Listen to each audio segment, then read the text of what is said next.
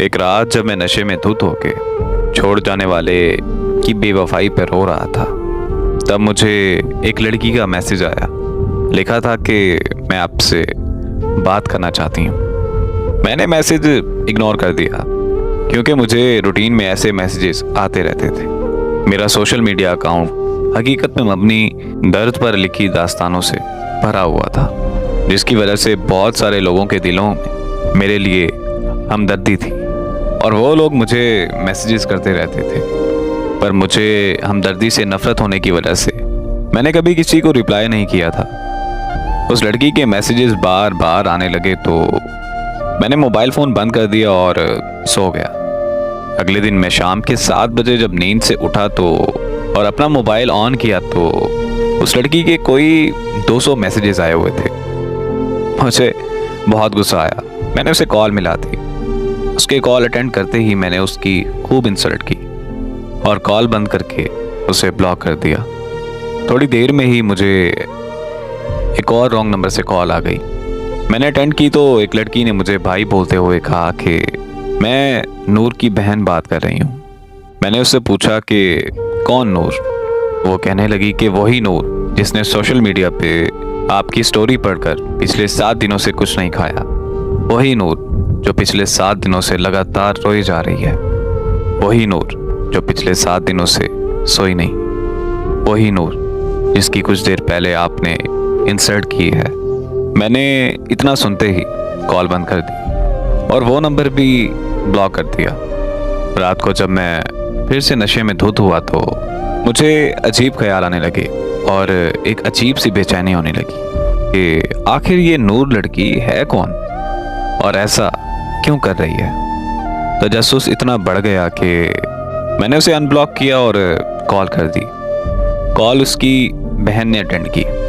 मेरे हेलो करते ही मुझे कहने लगी कि अगर नूर को कुछ हुआ तो मैं तुम्हें छोड़ूंगी नहीं। मैंने भी उससे गुस्से में बात करते हुए पूछा कि आखिर मैंने ऐसा क्या किया है जो तुम मुझसे ऐसे बात कर रही हो। तो वो रोते हुए कहने लगी कि नूर को पता नहीं क्या हो गया है, उसे बिल्कुल होश नहीं आ रहा। हम सब उसे अस्पताल लेकर आए हुए हैं। मैंने जब अस्पताल का एड्रेस पूछा तो अस्पताल मेरे घर से 6 घंटे की ड्राइव पर था। मैंने एक दोस्त को कॉल की कि हमें इस्लामाबाद जाना है। मेरा दोस्त आ गया और हम रात के 2 बजे इस्लामाबाद के लिए निकल पड़े। हम सुबह के 8 बजे इस्लामाबाद के अस्पताल पहुंच गए।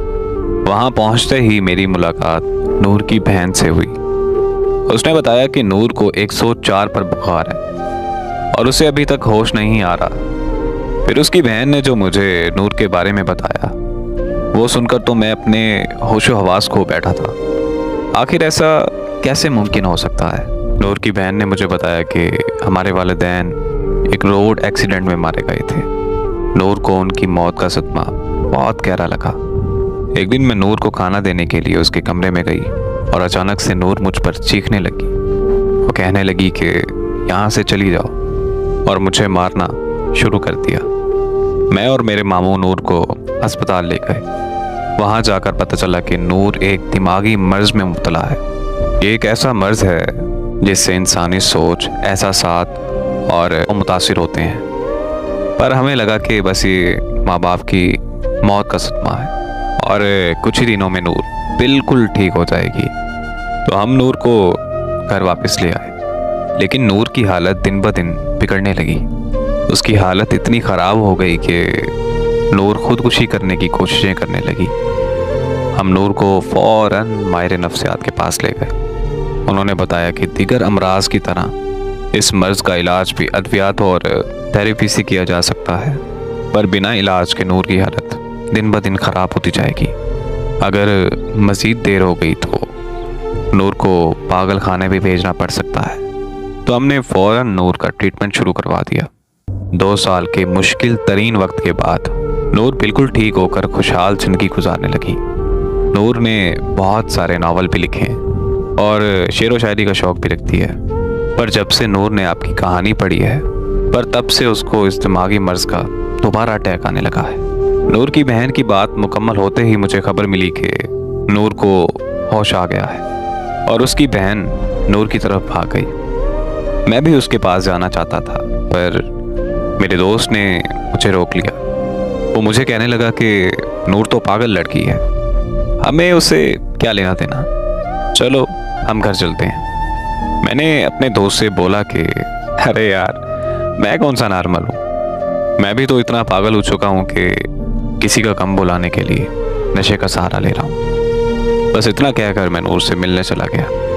नूर मुझे देखते ही उठकर बैठ गई। उसकी खुशी की कोई इंतहा ही नहीं थी। जिंदगी में पहली बार मैंने खुद की वजह से किसी के चेहरे पर खुशी देखी थी, और उसके चेहरे पर खुशी देखकर जो मुझे सुकून महसूस हो रहा था, वो सुकून मैंने पहले कभी महसूस नहीं किया था।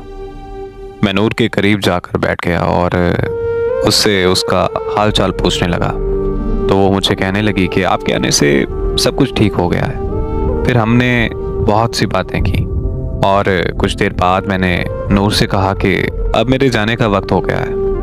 नूर ने जब ये सुना तो पता नहीं उसकी हंसी अचानक से कहाँ चली गई।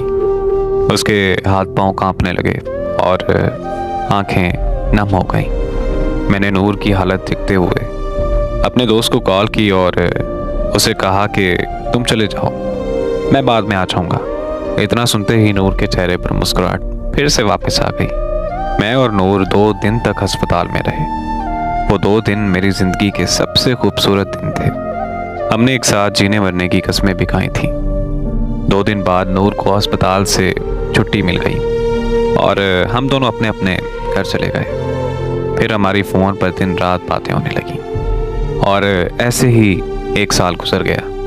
वो जहनी तौर पर बिल्कुल ठीक हो चुकी थी और मैं भी नशा मुकम्मल तौर पर छोड़ चुका था। यहाँ तक कि हमारी शादी के लिए हमारी फैमिलीज़ भी रजामंद हो चुकी थी। ज़िंदगी में सब अच्छा चल रहा था कि अचानक एक खबर ने मेरी दुनिया हिला कर रख दी। मुझे पता चला कि नूर की बहन की मौत हो गई। ये खबर मिलते ही मैं नूर के घर पहुंच गया।